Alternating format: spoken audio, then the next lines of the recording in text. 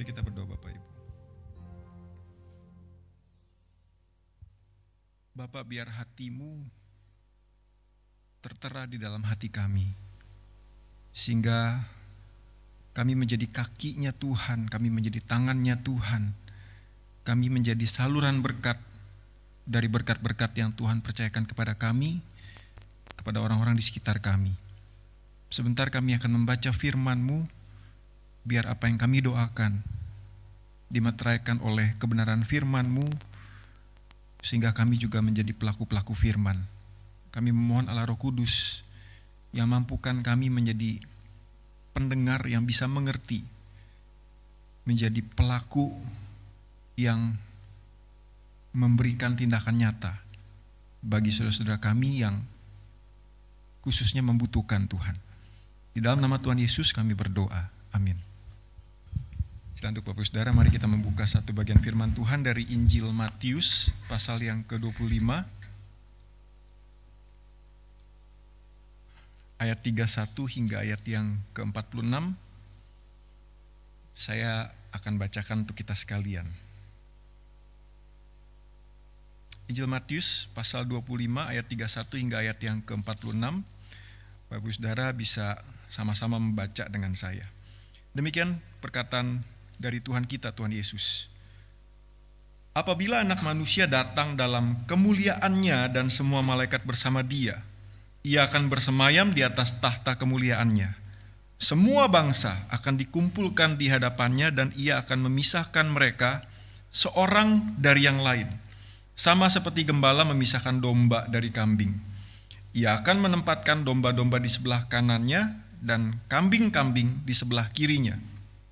Lalu raja itu akan berkata kepada mereka yang di sebelah kanannya, "Mari, hai kamu yang diberkati oleh Bapakku, terimalah kerajaan yang telah disediakan bagimu sejak dunia dijadikan. Sebab ketika aku lapar, kamu memberi aku makan. Ketika aku haus, kamu memberi aku minum. Ketika aku seorang asing, kamu memberi aku tumpangan. Ketika aku telanjang, kamu memberi aku pakaian. Ketika aku sakit, kamu menjenguk aku. Ketika aku di dalam penjara, kamu mengunjungi aku." Lalu orang-orang benar itu akan menjawab Dia, "Tuhan, kapan kami melihat Engkau lapar dan kami memberi Engkau makan, atau haus dan kami memberi Engkau minum?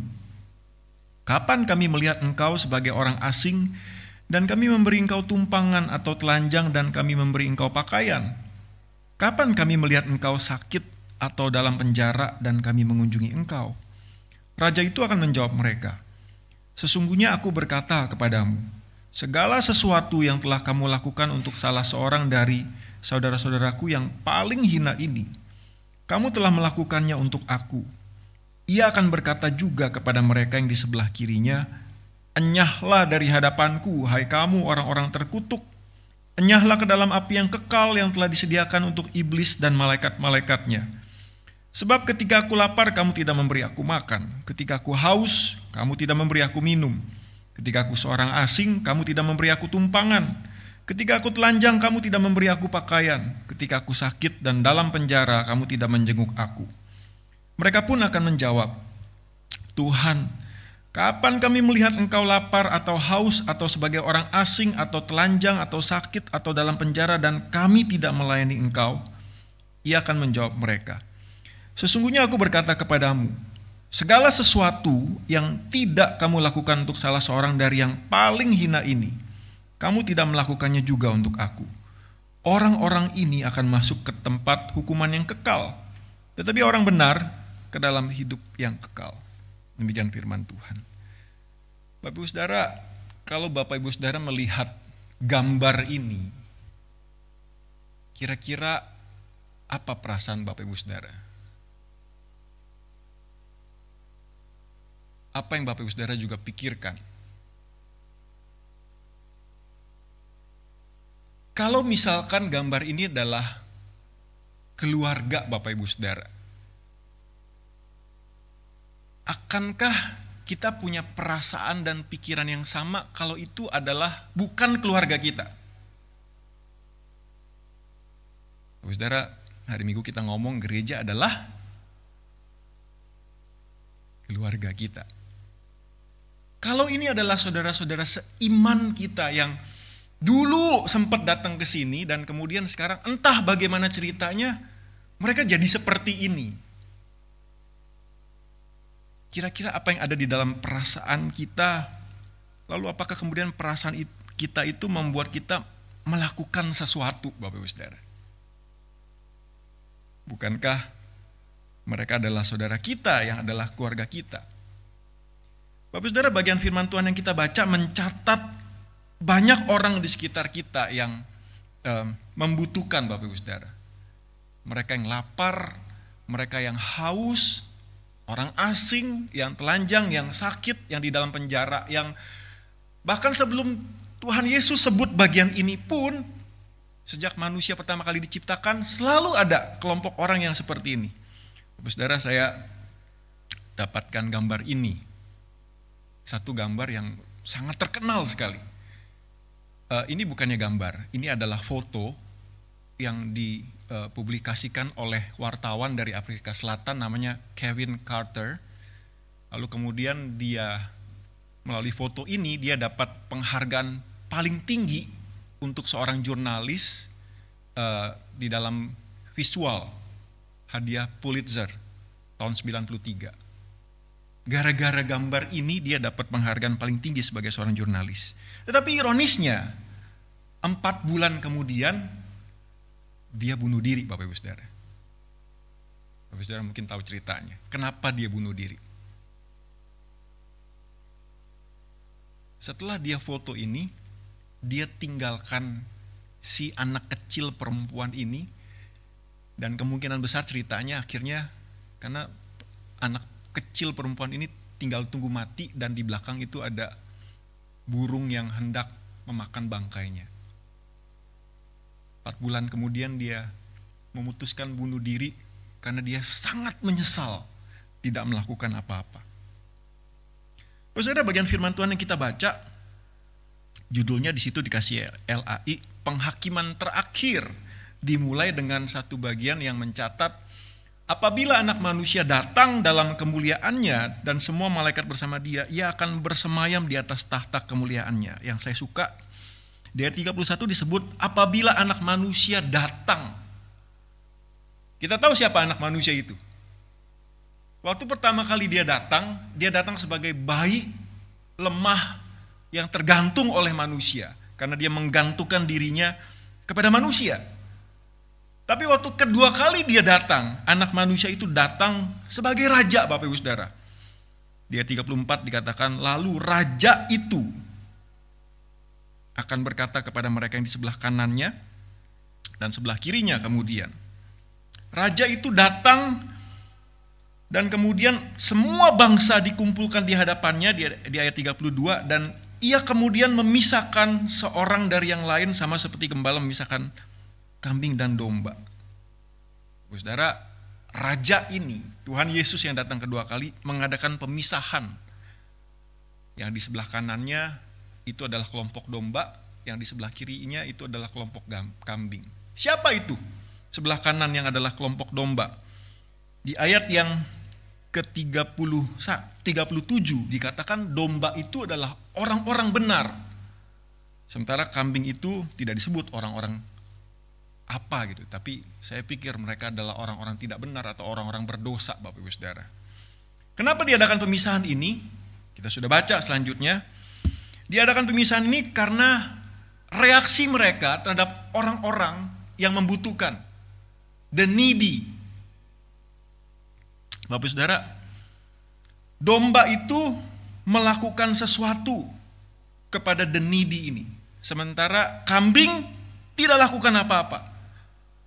Tapi yang menarik, sebelum sampai di sana, saya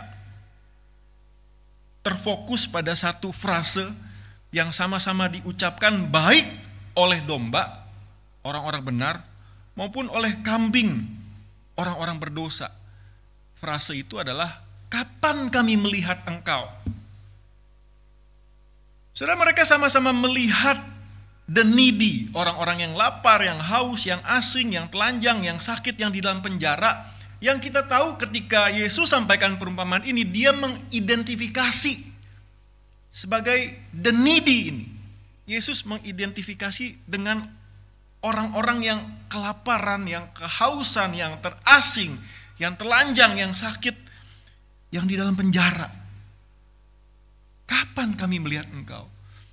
Saudara, saya bayangin ya, kalau kita ketemu dengan orang yang kita nggak tahu, ternyata dia orang Kristen, kita juga nggak tahu.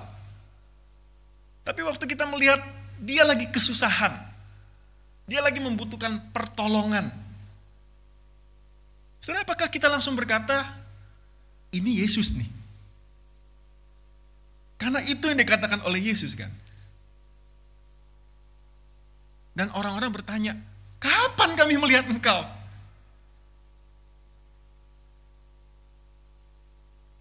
Saudara, gereja adalah keluarga. Di sekitar kita banyak kebutuhan. Tapi di sekitar juga banyak yang kita tidak tahu bahwa mereka sedang membutuhkan. Tapi waktu kita tahu akhirnya bahwa mereka membutuhkan, apakah kita melihat Yesus? Ada perkataan yang menarik, nanti kita akan lihat yang dikatakan oleh Mother Teresa tentang bagian ini. Kapan kami melihat engkau? Sama-sama dikatakan baik oleh orang-orang benar maupun kambing orang-orang berdosa. Sudah waktu Yesus datang kedua kali ini, saya coba-coba pikir-pikir tepat gak ya? Kalau bagian ini adalah bagian pengajaran formalnya Yesus yang terakhir kepada murid-murid. Dan menarik sekali, ketika Yesus datang kedua kali, penghakiman terakhir itu tidak bicara tentang iman, tapi bicara tentang perbuatan. Kita tahu orang diselamatkan oleh iman, bukan oleh perbuatan.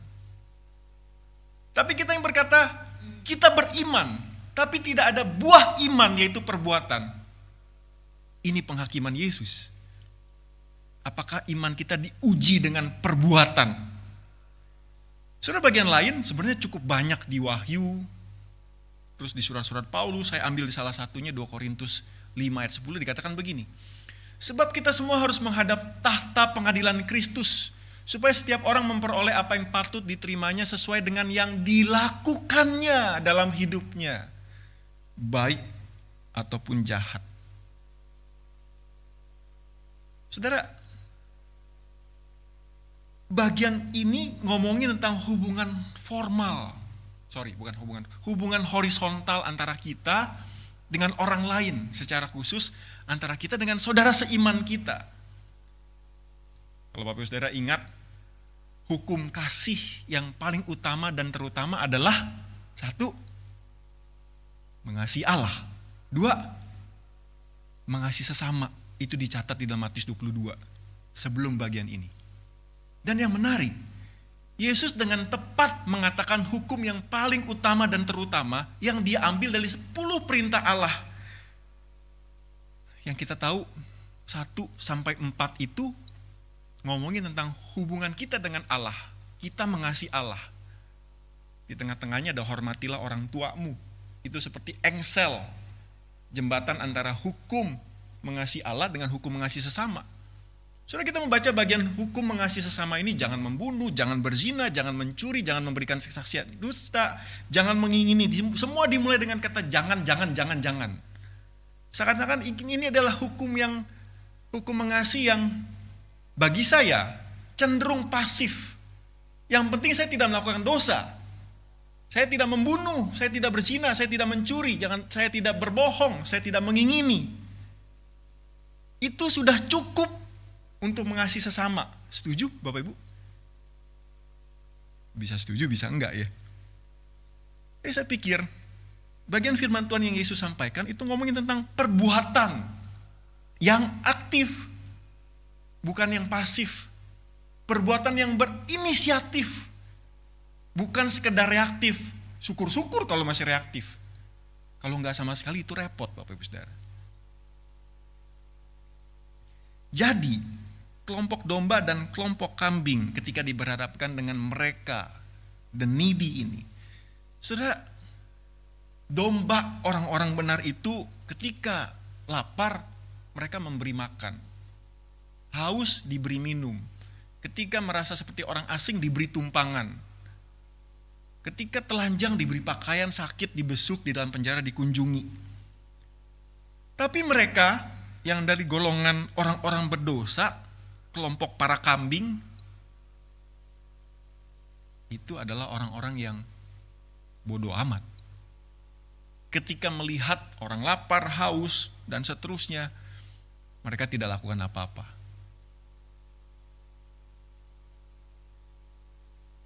Saudara, bukankah ini teguran keras bagi kita? Saya baca tafsiran tentang perumpamaan-perumpamaan, kumpulan perumpamaan yang ditulis oleh seorang penafsir Alkitab yang sangat dihormati, namanya Simon Kistemaker. Dia bilang begini, orang-orang ini tidak membunuh siapapun. Mereka tidak berzina, tidak mencuri, tetapi mereka berdosa. Mereka bukan berdosa untuk hal-hal yang moral, tapi mereka berdosa karena mereka melalaikan.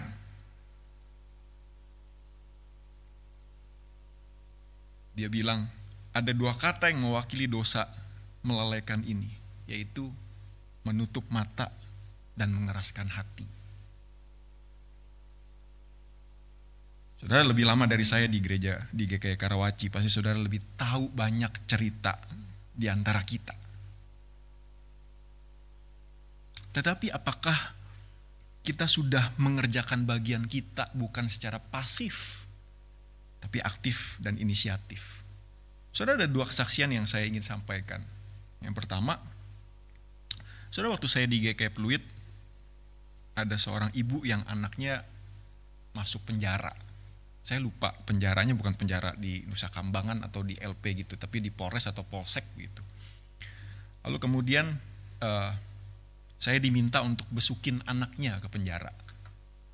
Saudara, anak ini bukan masuk penjara gara-gara kriminalitas tingkat tinggi sih, cuma gara-gara berantem, kemudian gebukin anak orang, lalu dimasukin ke dalam penjara. Saudara, saya kenal anaknya ini dari sejak SMP. Setiap kali datang, gak pernah mau masuk ke ruangan komisi remaja, selalu muterin gereja. Pernah berapa kali mamanya minta saya, karena saya pembina remaja, saya cuma ngikutin aja anaknya muter gitu. Sampai kemudian setelah lebih besar, SMA, memang anak ini anak yang dinanti-nantikan udah lama. Jadi akhirnya ketika lahir gitu, waduh sangat dimanja. Jadi ya ada salah orang tua juga sebenarnya. Tapi kemudian ya singkat cerita dia masuk penjara, Bapak Saudara. Saya sebenarnya enggan untuk membesuk, karena saya udah punya pengalaman dulu sebelumnya, dan banyak cerita setelah itu yang kayaknya anak ini udah gak ketolongan deh. Tapi hari itu akhirnya saya datang membesuk, Bapak Saudara. Lalu kemudian setelah saya besuk, sekali doang saya datang besuk, ya agak takut juga sih, karena di dalam itu semuanya tatoan terus juga. Tapi itu anak nggak ada takutnya sih, hebat juga. Pada badannya kurus, cuma memang nggak ada takut matinya dah tuh anak. Akhirnya dia keluar ngobrol-ngobrol sebentar dengan cengengesan. Terus saya ajak doa. Dia cuma bilang, thank you Lose ya udah datang, udah. Terus dia masuk cuek sekali. Saya merasa oke, ini cuma formalitas doang nih kayaknya nih. Tapi setelah bertahun-tahun dia selesai kuliah, kemudian adiknya aktif jadi pengurus, kemudian kita bikin satu retret. Cerita ini timbul, Bapak Ibu Saudara. Dia bilang gini, gua ingat satu-satunya orang yang pernah besuk gua itu Komar, katanya. Nama populer saya Komar. Itu momen yang gua nggak pernah bisa lupain, katanya. Wah, saya terharu loh Bapak Ibu. Ternyata ada dampaknya juga ya. Karena saya waktu itu merasa kayak ya udah dianggap sepele aja. Tapi siapa sih yang kita nggak punya. Di beberapa GKI saya tahu dulu ada pelayanan penjara. Mereka yang sedang sangat-sangat membutuhkan, walaupun kelihatannya gengsi dibesukin atau udahlah gitu. Tapi ternyata yaitu blessing in disguise. Dan lebih tepatnya ketika merenungkan bagian ini, iya ya. Saya sedang Saya tidak merasa saya sedang melayani, tapi saya sedang dilayani karena Yesus sendiri yang menuntun saya ke tempat itu, Bapak Ibu Saudara. Lalu yang kedua, beberapa teman saya di saat saya nggak tahu gimana ceritanya, Bapak Ibu Saudara, ini pengalaman pribadi, jadi bukan bermaksud membanggakan diri, tapi ini yang saya pernah alami, Bapak Ibu Saudara. Saya waktu ke saat saya disponsor oleh beberapa orang, bukan dari gereja, tapi pribadi. Saya pernah kerja sama dia, terus kemudian dia bilang, gue tahu lu kayaknya bakal masuk ke sekolah teologi, terus entah gimana ceritanya dia langsung, kalau butuh biaya bilang ya. Ya saya bilang ya saya butuh biaya. Dia sponsor setengah, lalu ada orang lain juga sponsor setengah. Lalu kemudian dari cerita itu, kemudian ada cerita-cerita sama ngomong-ngomong sama teman-teman yang membutuhkan selesai saya kuliah, di saat atau sebelumnya juga pernah ada beberapa teman, mereka sharing. Terus saya tanya sama orang yang sponsorin saya ini. Terus saya bilang begini, ini ada kebutuhan gini segala macam. Terus dia bilang, karena memang dia pernah titip pesan, kalau ada teman-teman yang mau sekolah teologi yang emang butuh, kasih tahu, dia bilang gitu. Wah, saya bersyukur sekali. Karena setelah itu, ternyata Bapak Ibu Saudara, waktu saya pindah ke Karawaci, saya kontrak rumah dan agennya itu kemudian dari pertama kali ketemu kenalan itu judesnya minta ampun, lalu kemudian entah bagaimana ceritanya kita jadi temenan gitu, dan kemudian dia cerita bahwa anaknya mau masuk kuliah, nggak ada uang segala macam. Saya tahu beda sekali antara masuk ke STT dengan kuliah reguler, apalagi UPH gitu kan, nggak mungkin murah, tapi dia punya keringanan bisa dicicil gitu. Lalu kemudian saya memberanikan diri bertanya lagi kepada mantan sponsor saya ini. Saya bilang ini ada kebutuhan, gimana? Bapak Saudara, ternyata dia memberi diri juga untuk membantu. Saudara, bersyukur sekali ada orang-orang yang seperti agen beasiswa gitu jadinya ya. Tapi mungkinkah itu kita orangnya? Kan kita kan konteksnya nggak selalu ketemu dengan the needy seperti yang Yesus gambarkan yang benar-benar sampai susah gitu. Tapi ada orang-orang yang memang Tuhan sudah, saya bersyukur gereja kita melakukan itu, puji Tuhan sekali. Tapi bisa juga dari kita yang secara pribadi Tuhan gerakan. Wah, kan kita juga punya home group ya, siapa tahu dari home group itu juga kemudian Tuhan gerakan gitu. Menjadi terjadi satu dinamika di dalam home group yang lebih hidup lagi, lebih nyata lagi mengaplikasikan firman Tuhan, Bapak Ibu Saudara. Bapak Ibu Saudara, di akhir bagian dari, ini bukan perumpamaan sebenarnya tapi nubuatan karena penghakiman terakhir, Yesus mengatakan kepada mereka di kanan, kelompok orang-orang benar itu. Mereka yang melayani the needy itu, yang adalah diri Yesus sendiri. Mereka adalah orang-orang yang kemudian sudah diberkati, mereka menerima kerajaan dan mereka masuk ke dalam hidup yang kekal. Berbanding terbalik sekali dengan kelompok kambing, orang-orang berdosa yang pasif, yang cuek, yang gak peduli. Mereka dikatakan oleh Yesus adalah orang-orang yang terkutuk, yang akan dilemparkan ke dalam api yang kekal, ke dalam hukuman yang kekal. Nah, Bapak Ibu Saudara, the needy ini sekali lagi Yesus mengidentifikasikan dirinya dengan orang-orang ini. Ada sekelompok orang percaya yang menafsirkan bagian ini bahwa the needy ini adalah orang-orang secara umum. Tapi dari beberapa penafsir yang saya baca, mereka lebih setuju bahwa ini adalah berbicara tentang saudara seiman. Walaupun itu bisa diperluas, tetapi fokus utamanya adalah menolong saudara seiman, melakukan tindakan yang membantu secara aktif kepada orang-orang yang sudah percaya kepada Kristus secara khusus. Bukankah memang kita harus memulai dari rumah kita, dari keluarga kita yang terdekat, yang kita tahu butuh pertolongan. Karena kita juga akan dihakimi berdasarkan apa yang kita lakukan, Bapak Ibu Saudara, sebagai buah iman kita. Dua perkataan dari Mother Teresa yang kita harus uji, tidak bisa terima 100% telan mentah-mentah begitu saja. Tapi perkataan yang menarik, kita tahu Mother Teresa adalah orang yang memberi diri kepada mereka yang sangat dibuang oleh masyarakat. The poorest among the poor. Mereka yang termiskin di antara orang-orang miskin. Dia bilang begini, in the poorest of the poor, we see Jesus in distressed guys. Bapak saudara, kalau bagian firman Tuhan yang kita baca itu utamanya fokusnya lebih ke saudara seiman, Mother Teresa. Enggak. Dia lebih universal. Semua orang. Ada kebenaran, tapi agak beda dikit dengan bagian firman Tuhan yang kita baca. Lalu perkataan kedua yang menarik, dia bilang begini, we should not serve the poor like they were Jesus. We should serve the poor because they are Jesus. Menarik ya. Kita seharusnya tidak melayani orang-orang yang miskin seperti kita melayani Yesus. Karena orang-orang miskin itu bukan seperti Yesus, tapi merekalah Yesus sendiri. Wajah Yesus di antara saudara-saudara seiman kita. Kalau Mother Teresa, wajah Yesus di semua orang yang miskin. Ada hal yang menarik yang kita bisa pelajari dari perkataannya Mother Teresa. Nah, Bapak Saudara, setelah kita tahu ini semua, pertanyaan terakhirnya adalah apa yang perlu kita lakukan? What do we need to do?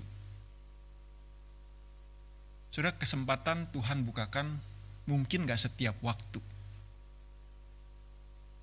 Saya percaya Yesus juga tidak menolong semua orang miskin. Tapi setiap kali memang ada kesempatan, dia berdoa kepada Bapaknya, dia ambil kesempatan itu. Kalau enggak, Yesus cuma sibuk ngurusin orang miskin ya. Tapi ketika Bapak bukakan, dia doakan, dia ambil kesempatan itu. Apakah ada bagian yang Tuhan tunjukkan kepada kita untuk melakukan bagian itu juga? Mari kita berdoa.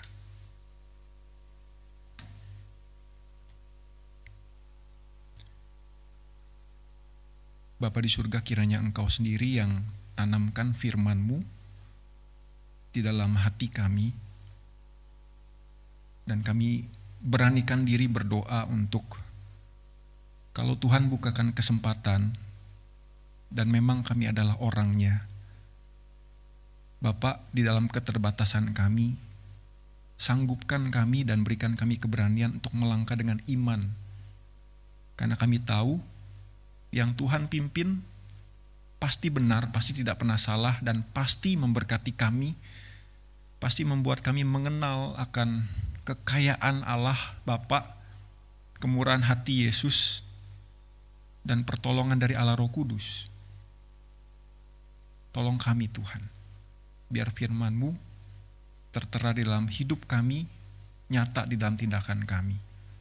Di dalam nama Tuhan Yesus kami berdoa. Amin.